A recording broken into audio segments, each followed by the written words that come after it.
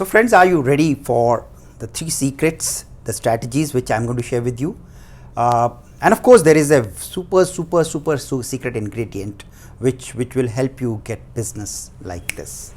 But what I am going to teach you today, or share with you today, is a methodology with 3 strategies. The 3 strategies are something which will help you sell in today's environment.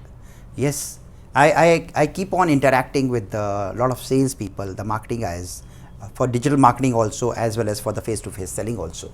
So I come to know the customers are pushing back these days. They're giving excuses that we don't have time, we don't have budgets, and as a result, the many salespeople they are getting restless, and they are under stress, they are in depression.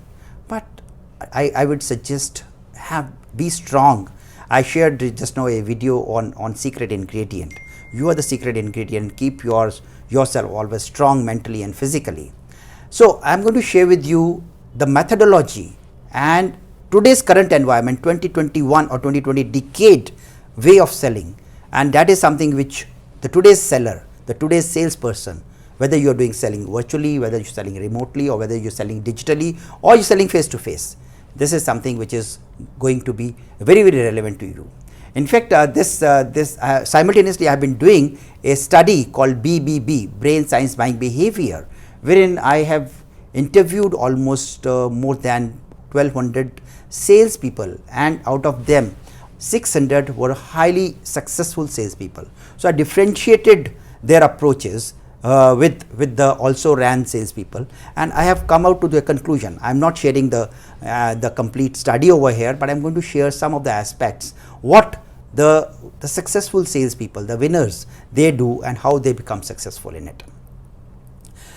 This particular strategy is equally relevant. The strategies which I am going to share with 3 strategies which I am going to share with you are equally relevant whether you are in banking or FMCG or pharmaceutical, healthcare, medical diagnostics, or even IT sales. Whatever you are doing, this particular strategy will help you out if you apply it in a proper manner. I am going to share with you the glimpse of it. If you are really keen, you can always connect with me for a pro bono session with me at any point of time, and we can fix up the time, and I can guide you how you can be successful in your sales and marketing career. For whom this particular video is, it is for the corporate sales guys and for the business, small time and business owners who really find that they have a very good product but they are not able to sell it. So that is something which I am going to give it. I would keep on inquiring about your challenges which are there. Keep on putting your challenges in the comment section so that I can answer and make videos accordingly. So let me start with the first attempt over here, that what exactly is the way of prospecting. So today's salespeople, they do very haphazard prospecting. So they try to sell to everyone and everything to everybody. So ideally speaking, there is a technique called segmentation and targeting, and that is the success of any salesperson. So how you are doing segmentation targeting? We should not be doing S&T just for the sake and heck of doing it because company wants it, or the business owner wants it, or you as a business owner wants it. Everybody is not your customer, my dear friend. Everybody is not your customer. So what you have to do is you have to do proper prospecting, and at the same time you have to qualify the leads whether they are the right persons to first use the selling. Now that once you have identified the right kind of target customers for you, their potentiality, their profiling you have done, once you have identified what is their background and who are their influencing circles, once you have identified those, then you start pitching to them. Okay, but what happens is that is again the wrong methodology of straightway pitching to them. And if you are not pitching, some smart salesperson say then we start probing. Now I will explain this particular aspect over here. They start probing about it. If you don't pitch and don't probe, then you present it, and when you present to a half cooked prospect, then you get objections. And objections are such that many people are not aware how to handle objections. So today's salespersons have to be prepared how to present in such a manner. Let me share with you a real incident. I was there in Chandigarh with one of the salesperson. I had gone from Mumbai to as a shadow coaching to one of the managers. So there I met one customer who was a doctor, leading doctor, and when we did a sales call to him, he gave me a feedback. He said, I mean, there used to be a person from your company, and that guy, when he used to come, it was like, flowers coming from his mouth. I wanted to listen to him again and again and again, because he was not just communicating, but he was communicating to exactly my needs, as if he had understood my pains. So that is exactly what presentation is. It is not I am saying about flowery British English which you do it. I am not talking from that angle. I am saying that when you are presenting, you have to understand the pain areas, and you have to touch particularly those particular pain areas of the customer, that the customer feels valued, okay, that I really gave time to this person, he or she really understands me. Next is objections. Now objections, you should always welcome objections. Objections, those things which a salesperson should welcome it, and if it is handled properly, you can hit it for a 6 directly. Yeah, I'm a cricket fan, so I am giving that kind of analogy. There are various techniques of handling objection. This is not the forum which I'm going to share with you of handling complete objections.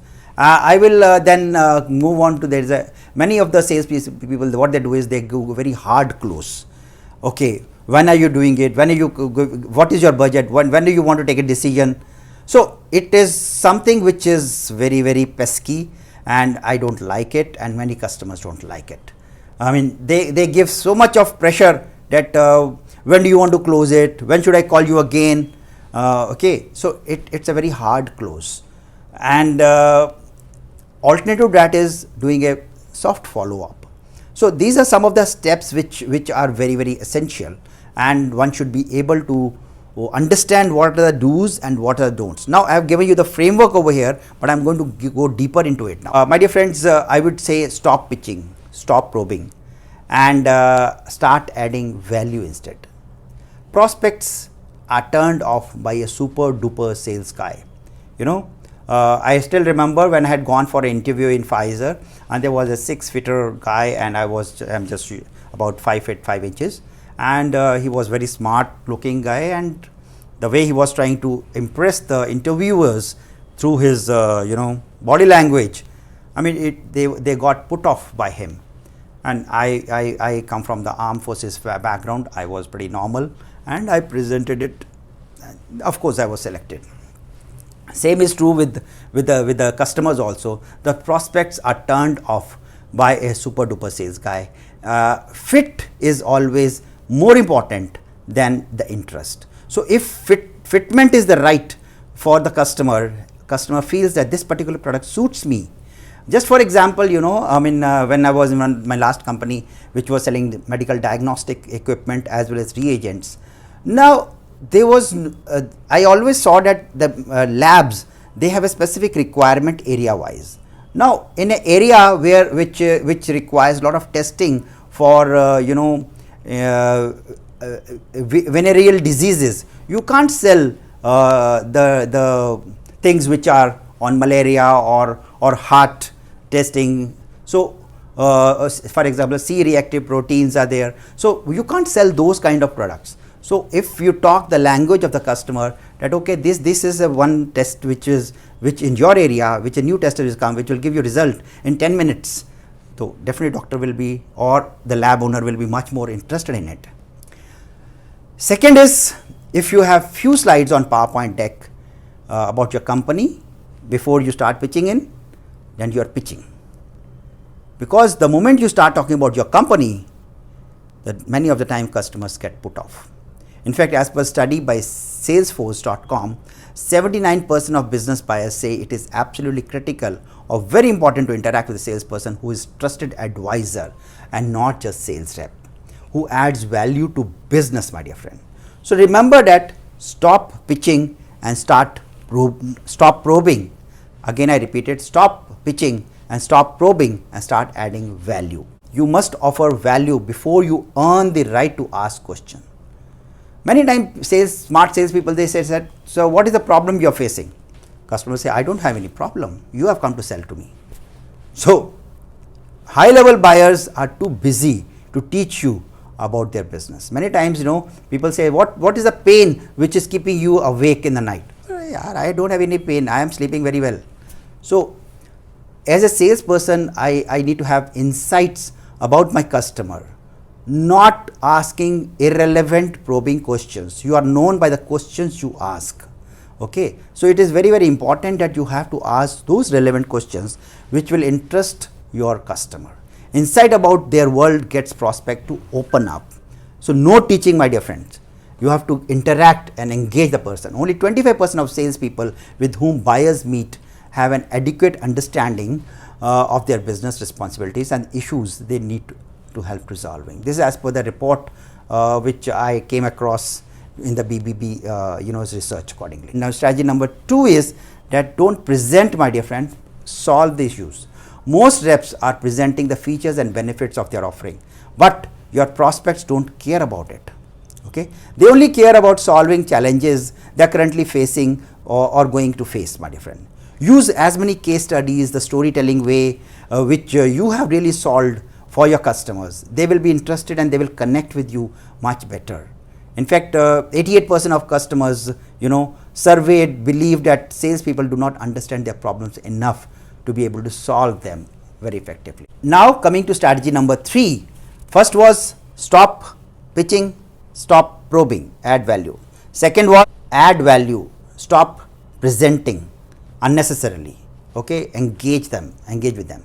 Then of course the third is know the customer blueprint, know the prospect's blueprint.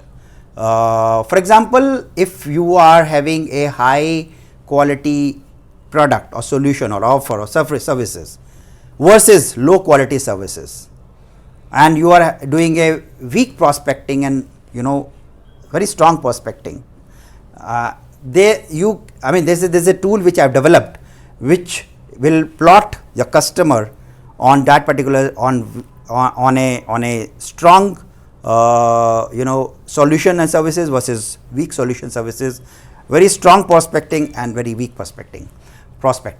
So there you can pitch in such a manner that a person, if you are having a high quality solution and good prospecting, you will be able to talk about the sales dominance. You can do dominance about it. But if you know that your product is weak, then you have to use a different approach. Maybe I call it turkey approach or a hustle approach.